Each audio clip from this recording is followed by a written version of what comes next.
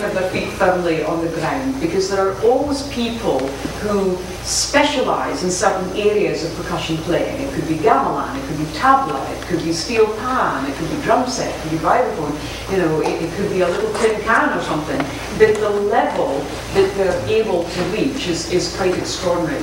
So, you know, we're always trying and clawing our way to be better and better and better at what we do, because clearly with all the possibilities of specialisation, there's always somebody who's pushing those boundaries more than you can do yourself. So the idea of coming in contact with instrument makers and other types of musicians allows this opportunity to collect sounds, to collect instruments. But at the end of the day, what's important for me is that I have to listen to my own voice, as it were. So even if I come across, let's say, a djembe that's come from Africa, I'm not going to be playing that djembe like an African. You know, I'm not, because it's so related to the language, to the pace of life, to the social aspect, all sorts of things like that. In the same way that an African isn't necessarily going to deal with the Scots style of snare drumming in the way that a Scot can, because it's so related to the dance, the footwork, the piping, the language, etc., etc. So we can all reach a high level that you can tell that that's a Scot trying to play a djembe or something. So, but it's still fascinating to come in contact with these instruments and to explore the sound that they actually make, and that's what's of interest to me. You've said that the snare drum is your favorite instrument, or the one that you feel connected to. Could you say? Well, I think the snare drum is interesting, A, because it's portable, but B, you know, it's one of those instruments whereby, you know, the less you have to play around with, the more you have to try to fish out of that instrument, if that makes sense. So you can have a wonderful multi-setup of instruments, but actually, what are you getting from that? You know, you may be striking something now and again, but are you really delving into that instrument? And with something like a snare drum, you have the opportunity to really concentrate on a small area of the drum. And I remember my very first percussion lesson, and my teacher, who was a peripatetic teacher in the northeast of Scotland, he said, take this drum away for a week. And there's no stand with the drum and no sticks at all. And so as a 12-year-old, I took this drum and I looked at it, and I looked at it again, and you know, what could I do with this? And then I struck it, and I tapped it, and I pinged it, and I scraped it, and I did all sorts of things with it, and I turned it upside down, I put it on a table, on the floor, on a chair, on the pillow, on the bed, wherever. And this was that. And so I then went back the next week, and he said, now, please create the sound of sun rays. Please create the sound of a thunderstorm. Please create the sound of a lorry going past. Please create the sound of someone walking. Please create the sound of a busy room where everyone is chatting. Suddenly, and images are very important to me, so I really relate to visual things.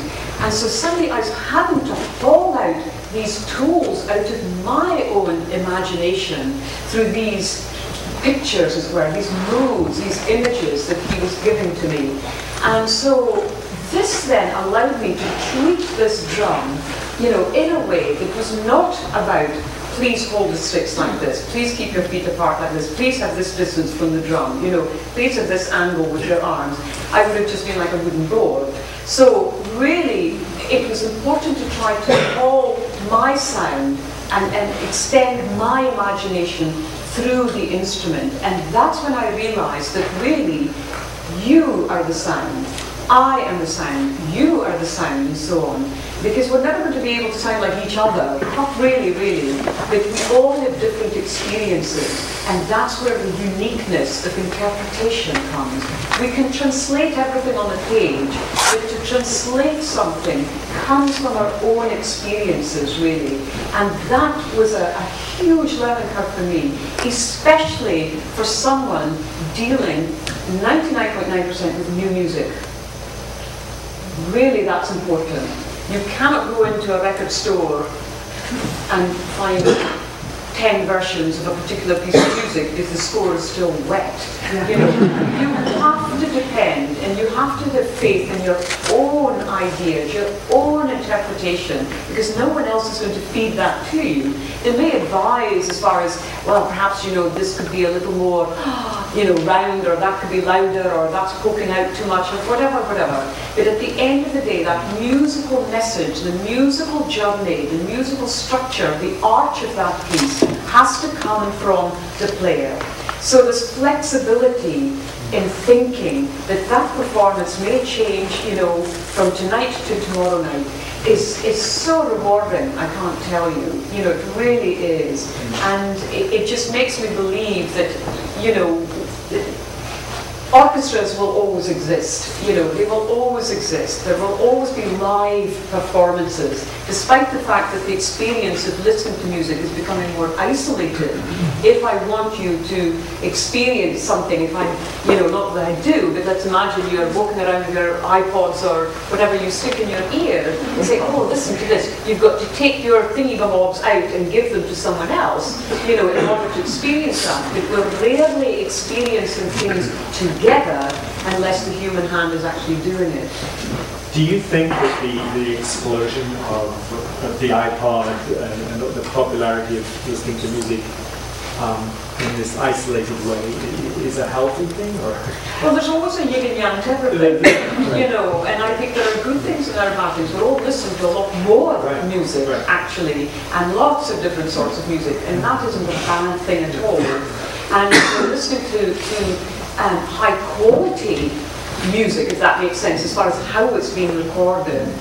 We're all now able to sit in our bedrooms and create things ourselves, you know, without actually playing a musical instrument, can you believe? That's scary, but nevertheless it's possible to do that. That's all positive things. But we're also listening to a lot more cosmetically enhanced sounds.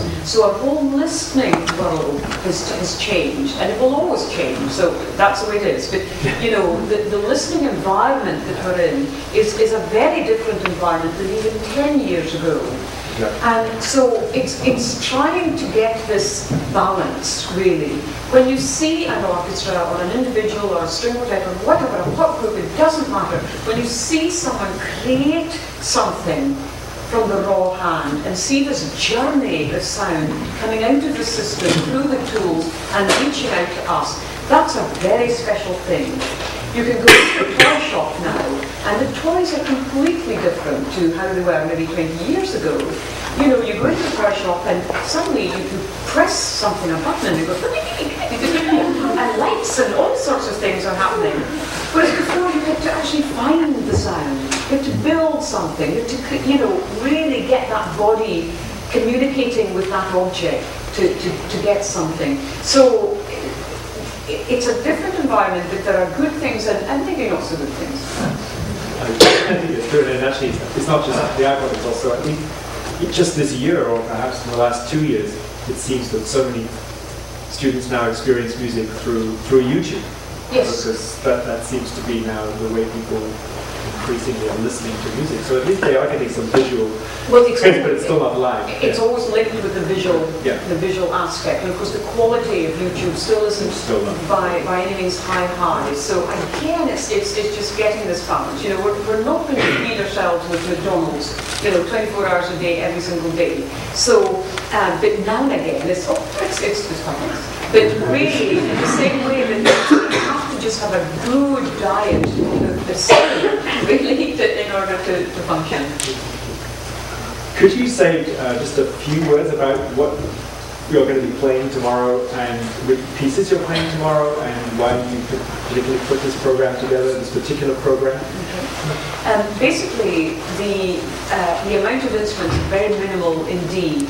And we basically only have a marimba, a snare drum, maracas, a pair of bongos, and a couple of wood blocks and 4 flower pots.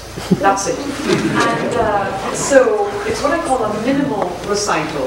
And really what I wanted to do in this particular piece was to focus on certain surfaces as opposed to having a whole barrage of instruments. Now, when you're on tour, and this particular tour is 1 month long, and this is the only